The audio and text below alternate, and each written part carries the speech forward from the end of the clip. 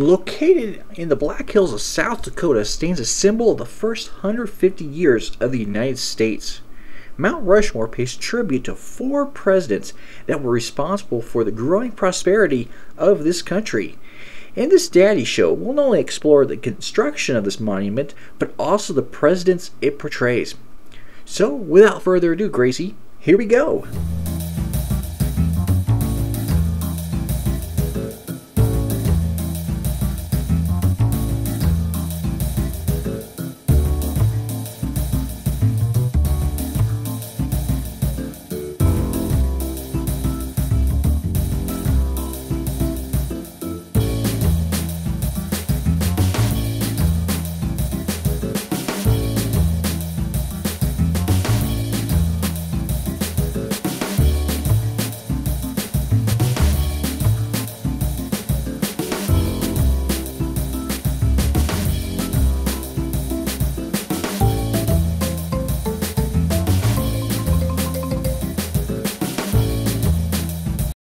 When you enter the park, you'll see license plates from all over North America. And as you enter the park, you'll see flags from all 50 states.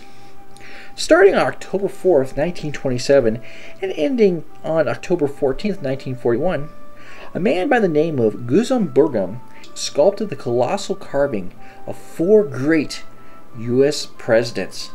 And as you can see in this old footage, the task was quite a challenge, because unlike sculptures you see at a museum, this one is on the side of a mountain, and the faces themselves were 60 foot high.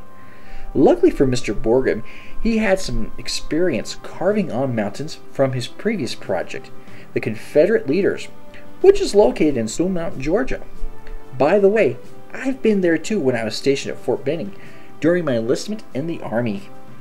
Anyway, before Mr. Burgum started the project, he made a model, and it's located in the sculpture studio at the foot of the monument. Now, as you can see here, the original model looks different compared to what was completed.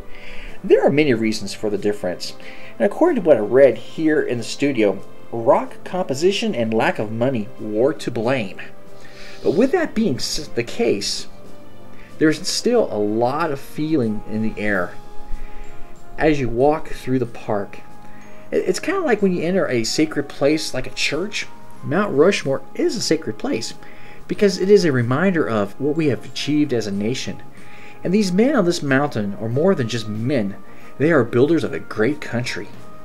George Washington was not only the first president of the United States, but he was also a man who led soldiers into battle to help free the colonies from English rule. And Thomas Jefferson, our 3rd president, was one of the writers of the Constitution, and he was instrumental in the purchase of the Louisiana Territory from France. By the way, Gracie, Missouri's state capital, Jefferson City, is named after him. On the right of the monument is Abraham Lincoln, our 16th president. What makes Lincoln most notable was his freeing of black slaves with the Emancipation Proclamation. He also helped preserve the Union during the Civil War. Sadly, he was shot dead while watching a play on Good Friday, April 14, 1865, by an actor named John Wilkes Booth. On a lighter note, Abe Lincoln was also the first president to be photographed.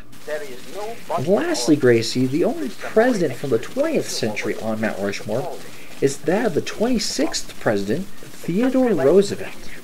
Now, Teddy Roosevelt, as most people call him, was a great reformer of his time, from women's voting rights to workers' rights. Roosevelt changed American politics. With that said, he's the most notable for his creation of the National Park Service. One of the first parks he dedicated was the Grand Canyon. And speaking of the Grand Canyon, do you remember a past Daddy Show about it? Next to this one, this is probably my favorite episode to film. And speaking of film, Teddy Roosevelt was the first person to be filmed with a motion picture camera. And as we continue on with our tour of the park, there was something else awesome that we saw. A Canadian mountain goat. This goat is a descendant of 6 goats that were given to a nearby state park back in 1924 by the Canadian government. They roam free because their ancestors escaped their pens. By last count, there were over 200 goats in the Black Hills. Ain't that cool? Now that we have learned about the presence of Mount Rushmore, let's visit the Visitor Center and learn more about its creation. And like I mentioned already, the sculpture of Mount Rushmore is a project 18 years in the making, with over 90% of Mount Rushmore that was carved with dynamite. That equals to approximately 450 tons of rock that was removed from the mountain. And as you can see here, the pile of rocks. Yep, that was part of the mountain. Inside the Visitor Center, you can pretend to blow up Mount Rushmore. Pretty cool, huh? Now, another thing to check out in the Visitor Center is the numerous exhibits explaining the upkeep of the mountain, as well as a little bit of the history of the park. And as you can see, like everywhere else in the park, you have an awesome view of the presidents. As we come to the end of our tour, Mount Rushmore and the junctions of Highway 16A and South Dakota 36 Highway. Along the highway, there are pigtail bridges and 3 tunnels. As we drive along, it seems no matter where we look, we can see Mount Rushmore in the distance. Well, Gracie, that is the end of our show.